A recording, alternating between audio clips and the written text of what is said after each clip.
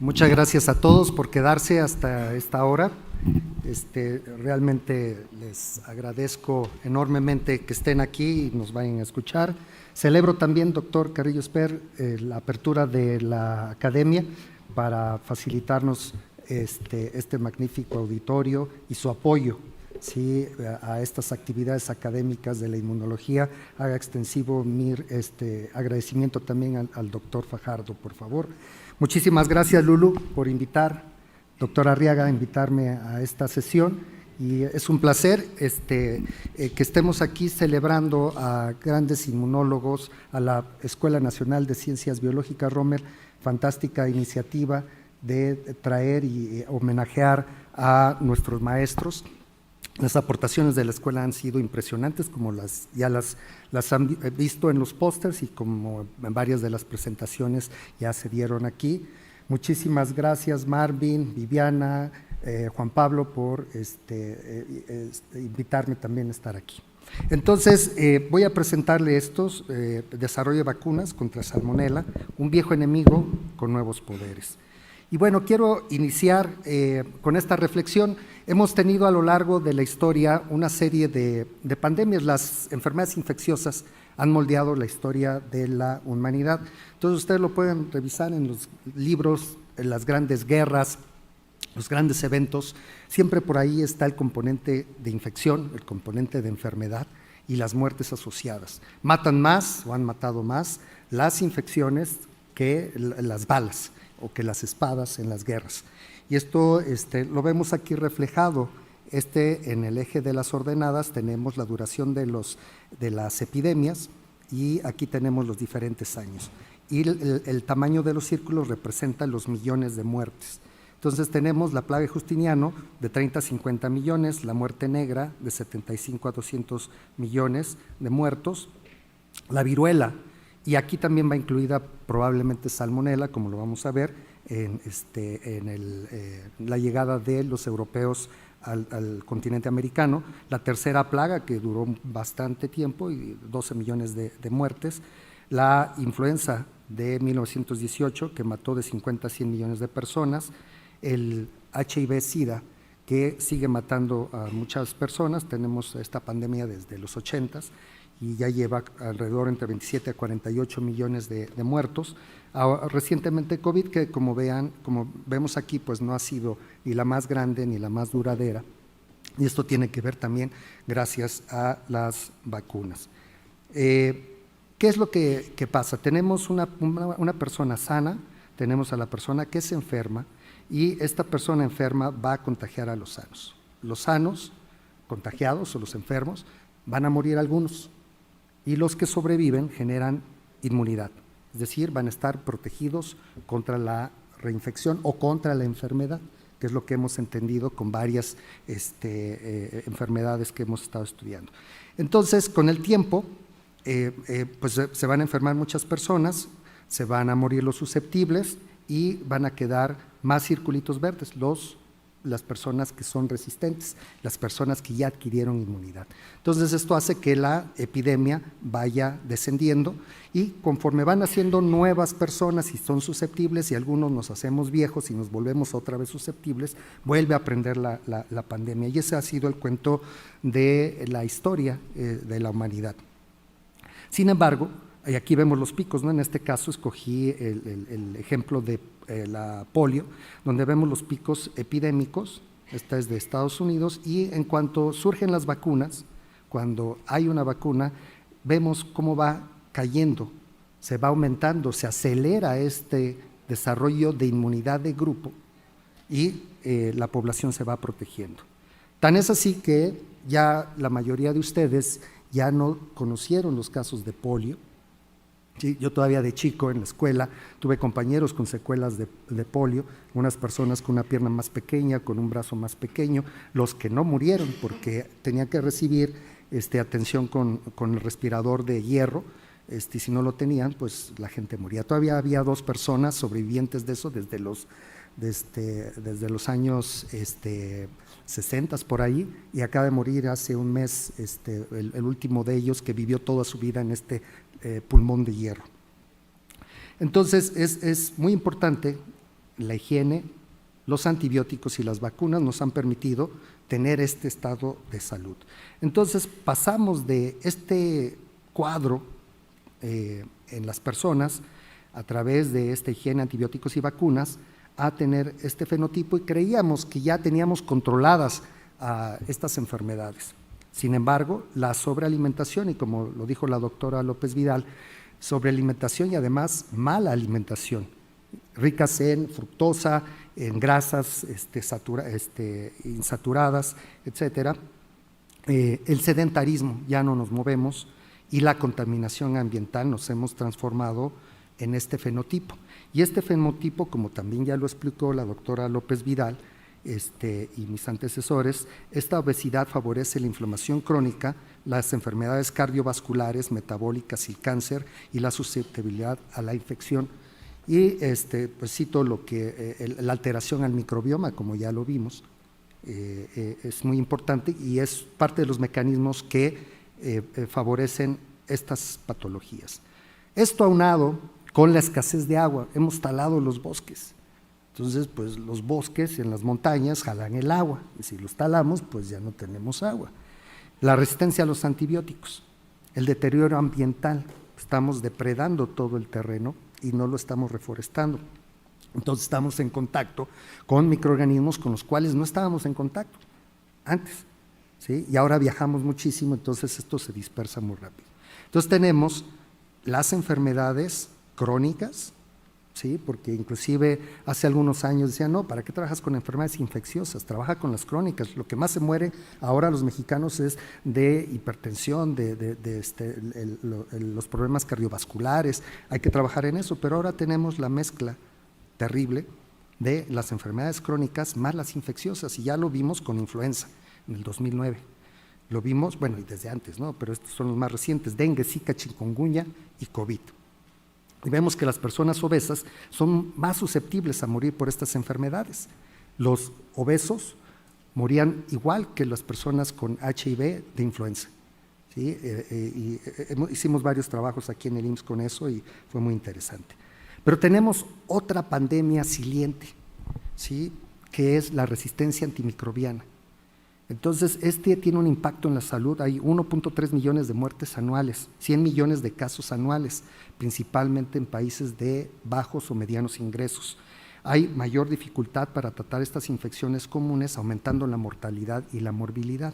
Obviamente somos muchos, tenemos que producir mucho alimento, y para que los animales no se infecten se usan muchos antibióticos, y también tenemos un uso desmedido de los antibióticos. Hay muchas causas que hay que estudiar detenidamente. Y esto tiene un impacto económico brutal. Las infecciones resistentes a los antimicrobianos podrían causar una disminución del Producto Interno Bruto global de hasta el 3.8%. Son cálculos de la Organización Mundial, del Banco Mundial.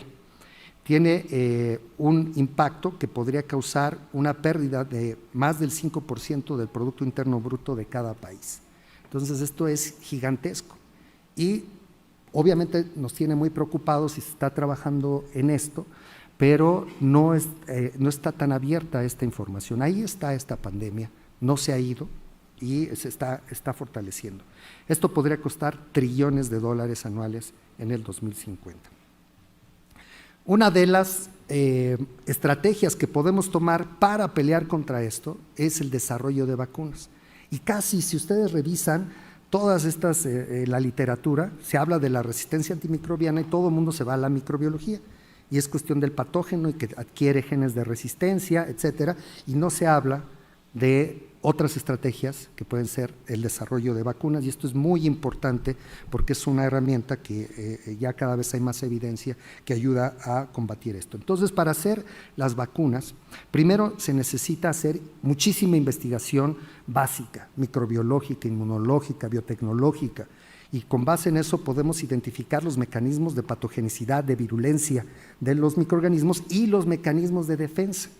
Es decir, cuáles son los correlatos de protección, cómo nos defendemos, cómo nos protegemos contra esas bacterias o esos virus, esos hongos, esos parásitos. Esto se hace en las universidades, los centros de investigación, y una vez que se tiene algún candidato, Hay varias tecnologías para esto, hay microorganismos atenuados, microorganismos inactivados, subunidades de estos microorganismos, o se puede hacer de DNA, de RNA, vacunas conjugadas, hay muchísima tecnología, pero nunca va a llegar a ser una vacuna si no se puede producir industrialmente. Entonces, lo primero que hay que hacer es que estos prototipos que funcionan en el laboratorio puedan ser escalados y puedan producirse. Ya que está esto, se hacen ensayos también al paralelo, ensayos en animales que son preclínicos, y entonces se muestra que son seguros, bien tolerados e inmunogénicos en los animales. Inclusive se pueden hacer ensayos de reto, de potencia, ensayos de protección, para ver que efectivamente esta vacuna o prototipo de vacuna protege a los animales. Y una vez que pasa todo esto, y que se puede producir con buenas prácticas de manufactura, es decir, no se puede producir en un laboratorio común ni en el garage de su casa, no es como el dióxido de cloro, ¿sí? Esto se tiene que hacer en una industria farmacéutica bien establecida, para que pueda tener los estándares para producirse, usarse en humanos. Entonces se prueba en fase 1 en individuos entre 30 a 100 voluntarios, y aquí se ve si se asegura, si induce una respuesta inmune. Luego, si pasa estas pruebas, se hace el fase 2, que es un ensayo extendido del fase 1, es en 200 a 1000 voluntarios, igual, si es seguro, produce respuesta inmune, y una vez que se tienen estos resultados, se hace la fase 3, que es la eficacia, es decir, se vacunan a personas, a otras se les inocula placebo, y se ve a lo largo del tiempo la incidencia de la enfermedad en los vacunados versus los placebos, y entonces se puede calcular la eficacia de la vacuna. Si tiene una eficacia superior al 50%, entonces es candidato para ser usado, sobre todo si no hay otra vacuna. Generalmente las vacunas están del 50, 60, 70% de efectividad, y luego se evalúa en la fase 4, entonces aquí es donde se va a la evaluación de las agencias reguladoras y se autoriza para que se pueda poner en la población, y se hace el fase 4. En la población general se evalúa si estas vacunas funcionan. Entonces ya no es la eficacia, es la efectividad de la vacuna. Todo esto requiere un financiamiento enorme.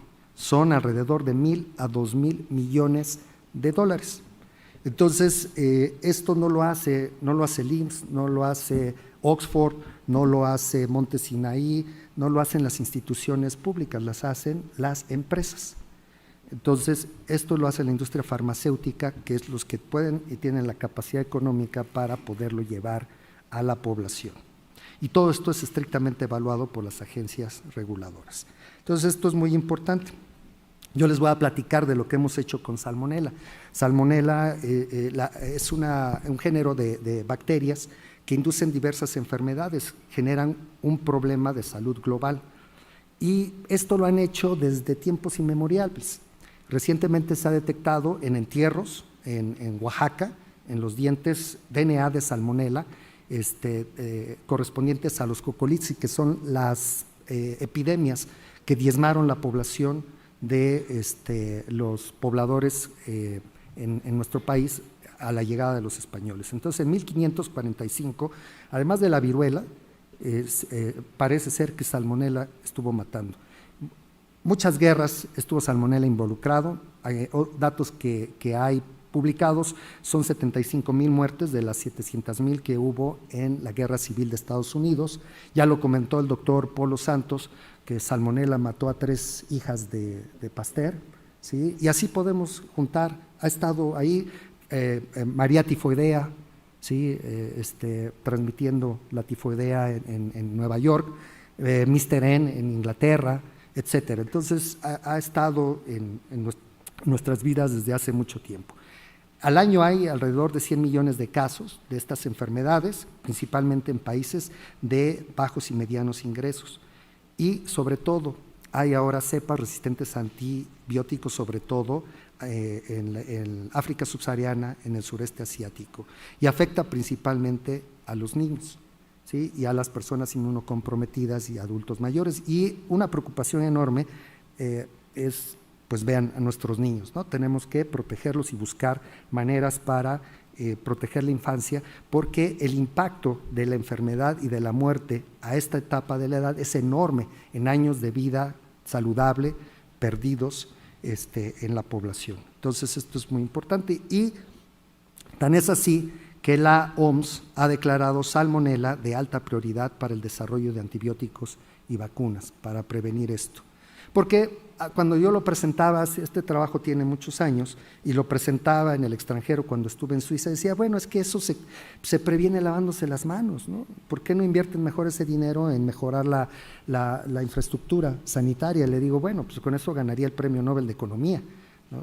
Volver a y resolver los problemas de escasez de agua y de salubridad. Entonces necesitamos otras estrategias, también trabajar con tener buenas fuentes de agua. Entonces, salmonela es un problema en el mundo y en México también. Salmonella entérica tiene varias serobares que son importantes en salud humana, tifi, para tifi A, B y C, que generan las fiebres entéricas, que es fiebre tifoidea y paratifoidea, tifimurium enteritidis, que generan salmonelosis no tifoidea, y hay una versión en los niños inmunocomprometidos, en personas inmunocomprometidas, que es no tifoidea invasiva, y esta tiene una mortalidad del 20 al 25%, entonces es muy importante desarrollar.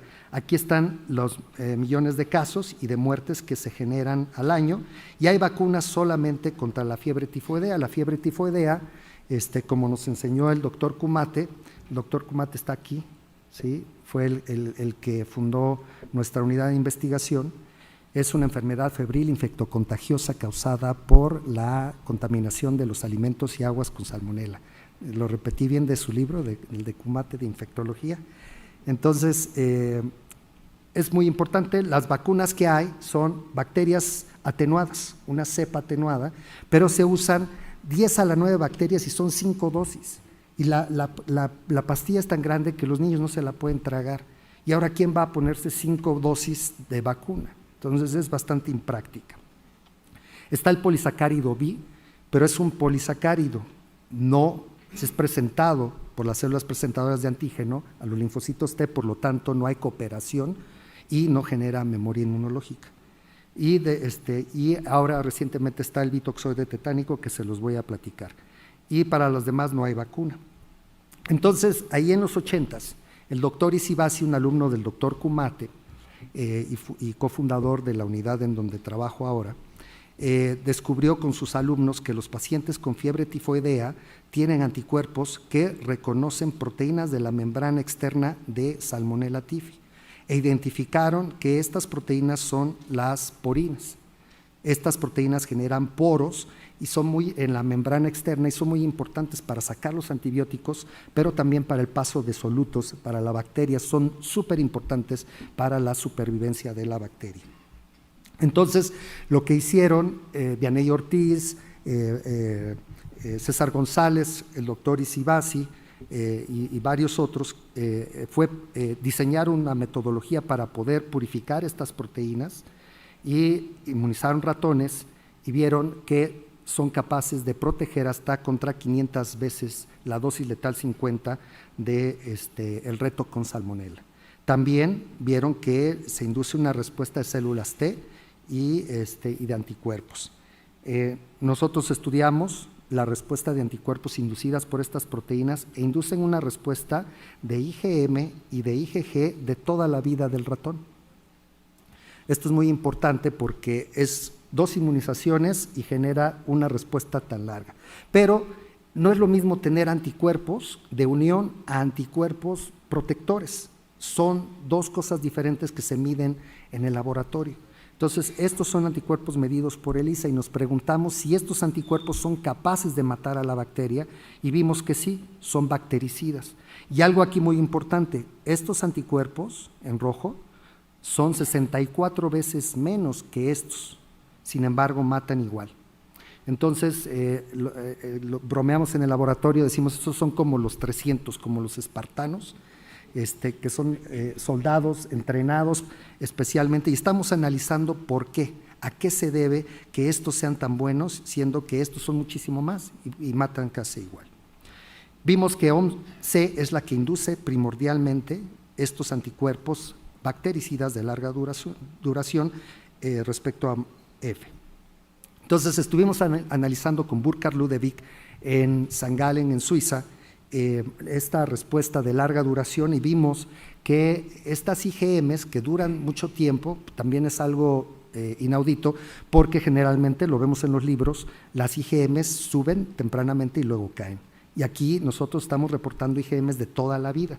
Y lo que vimos es que se generan centros germinales que duran más de 100 días en los ratones y que si eliminamos las células T, estos centros germinales decaen. Entonces son células B, IgM positivas que han pasado por reacción de centro germinal, observamos las mutaciones en la reacción en el anticuerpo y que dependen de las células T para esto.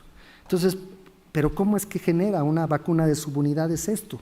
Entonces, hicimos experimentos con células transfectadas con receptores de tipo TOL y pudimos determinar que estas proteínas son agonistas de estos receptores, es decir, son su propio adyuvante.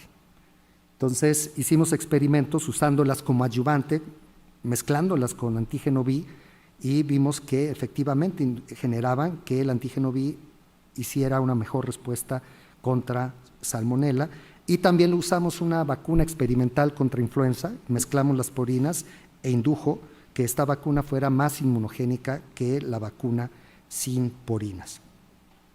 También estuvimos colaborando con el doctor Adam Cunningham en la Universidad de Birmingham, en el Reino Unido, determinando en las salmonelas que no son Salmonella typhi, las que causan la salmonelosis no tifoidea, cuál era la porina importante. Entonces, modificamos genéticamente Salmonella a que expresara todas las porinas o eliminando la porina OMD, conservando OMC y OMF, o bien quitando OMR, conservando OMD y quitando OMC y OMF. Y lo que observamos es que aquí es la carga de bacterias después del reto y vemos que si tiene OMD, si los vacunamos con esta cepa,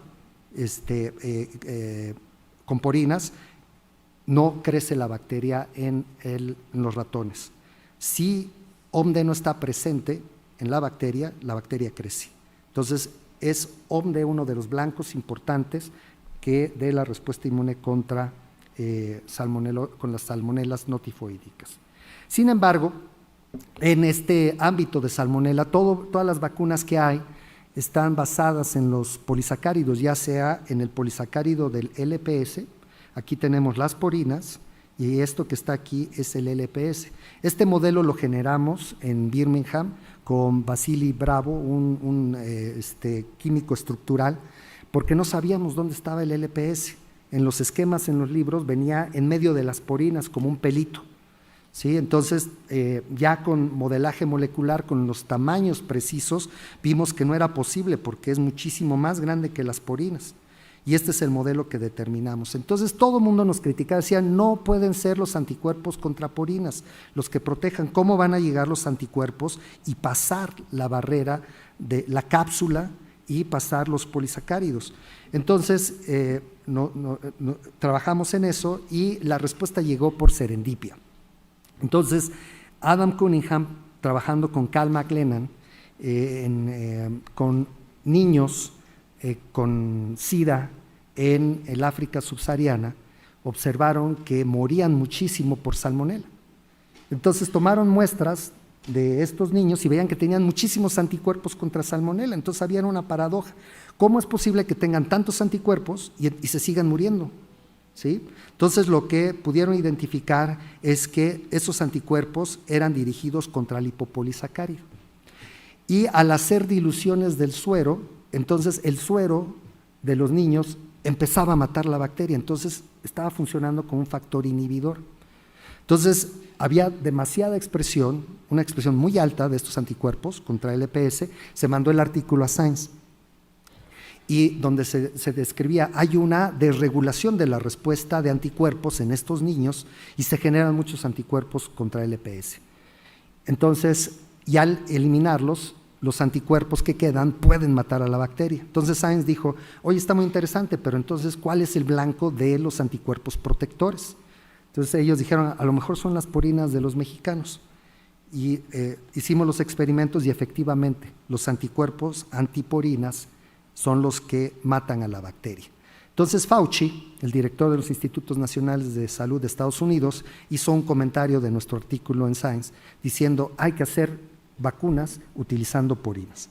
Entonces, bueno, hasta que lo dice el Papa, nosotros llevamos 20 años ya haciendo eso y finalmente tuvimos ese visto bueno. Entonces, esto apoyó al desarrollo de esta vacuna también porque nadie creía que las proteínas pudieran ser antígenos protectores o correlato de protección en el caso de Salmonella.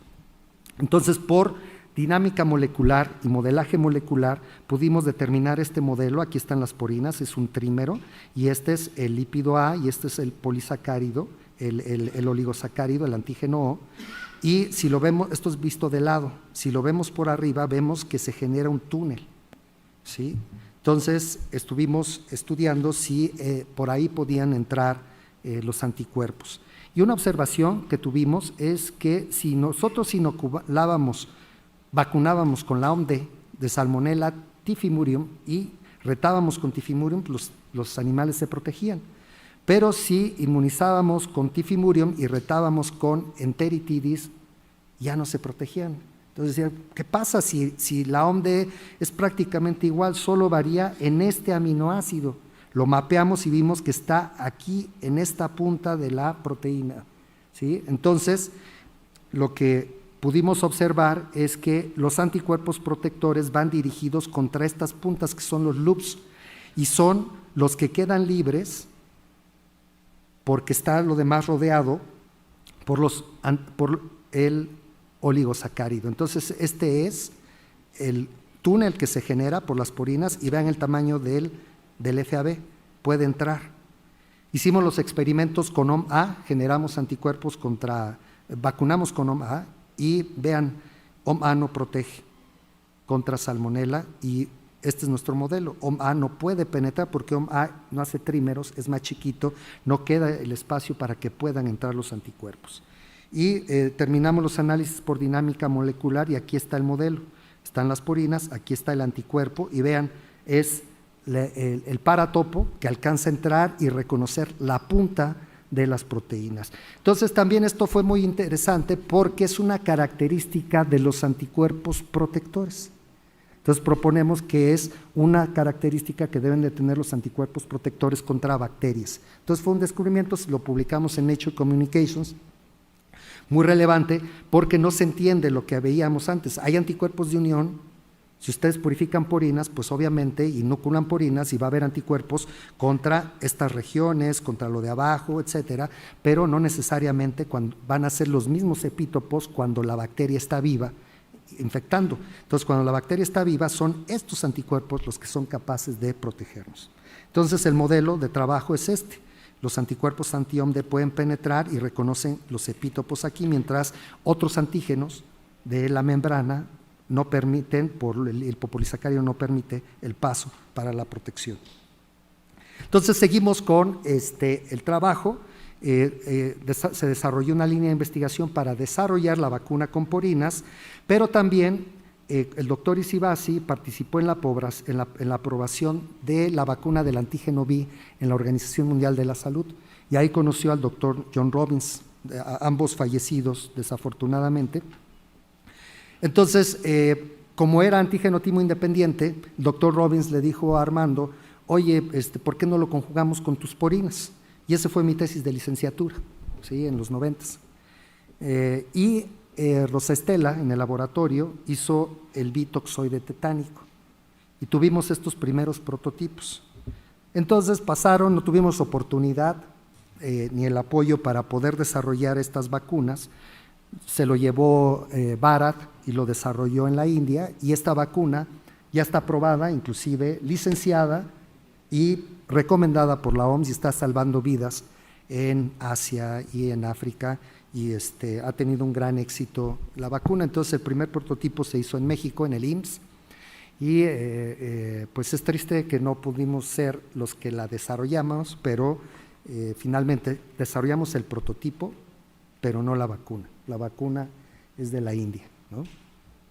Entonces, bueno, aquí está esta historia, es agridulce, pero nosotros continuamos con el desarrollo de la vacuna.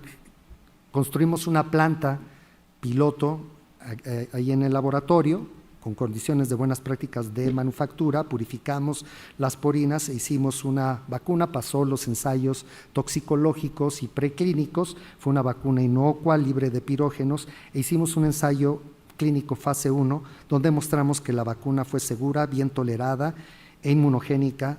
Observamos cero conversión en los voluntarios y proliferación de células T que producen interferón gamma. Esto lo patentamos, está a nombre del IMSS, el IMSS es el dueño, y tomamos una muestra en los voluntarios 11 años después. Y estos 11 años después vimos que todavía tienen anticuerpos IgM e IgG. Entonces, ¿cuáles son los mecanismos? ¿Sí? Esto no es en ratones, esto es en humanos. Entonces, una sola dosis tenemos anticuerpos inducidos durante todo ese tiempo. ¿Cómo es posible?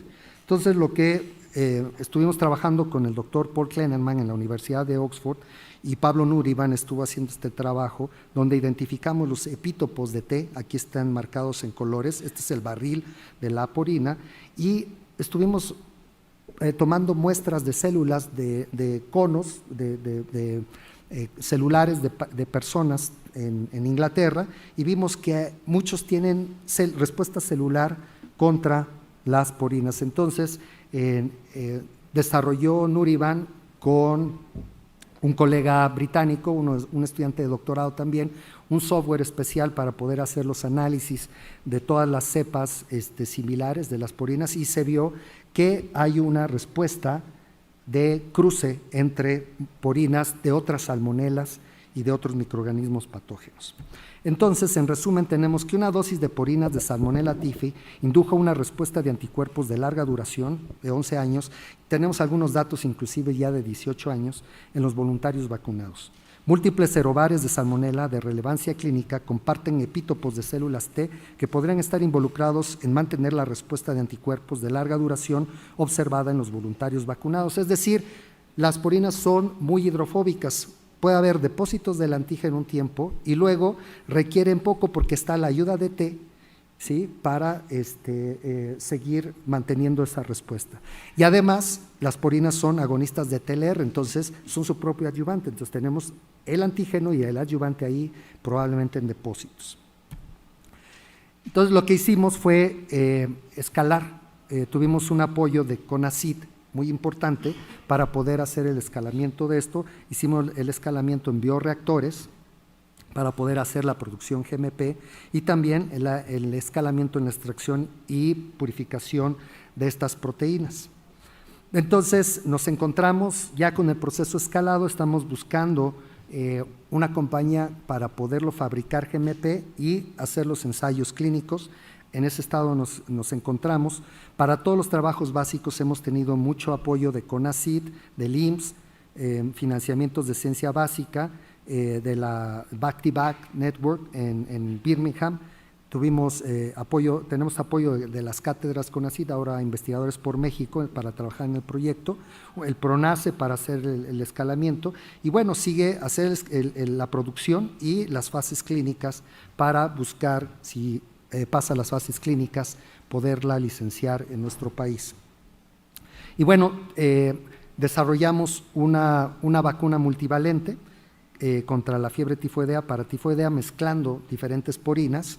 Ya no les platico de eso para no hacerlo muy largo, pero tenemos con este mismo principio una vacuna multivalente, y también ya lo estamos haciendo con RNA con la compañía Providence en Canadá. Una compañera de la Facultad de Química de la UNAM es la directora de ahí, que también es egresada de la UIMIC, de donde trabajo, y ella, la idea que tenemos es traer esa tecnología a México para que podamos desarrollar esta y otras vacunas de RNA. Va a ser una de las primeras vacunas de RNA para bacterias porque no han funcionado para otros casos, entonces vamos a probarla con este patógeno. Entonces, como conclusiones, Las porinas son potentes inmunógenos con capacidad adyuvante intrínseca, capaz de inducir títulos altos de anticuerpos protectores contra sí misma y contra antígenos coinmunizados. Son un fuerte candidato para generar una vacuna multivalente contra enfermedades producidas por salmonela y ser una herramienta en la lucha contra la resistencia antimicrobiana. Tenemos varias patentes de esto, ya otorgadas al Instituto Mexicano del Seguro Social, y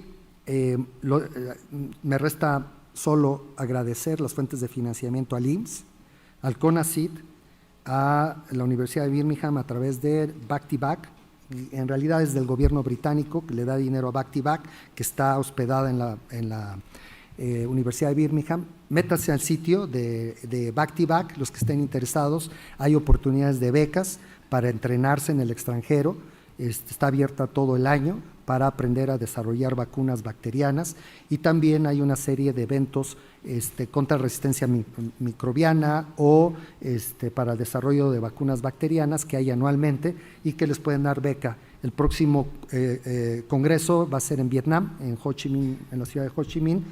Entonces, algunos ya aplicaron para poder ir de aquí de México y puedan tener esa interacción internacional. También a la Universidad de Oxford y al Hospital Cantonal de St. Gallen en Suiza.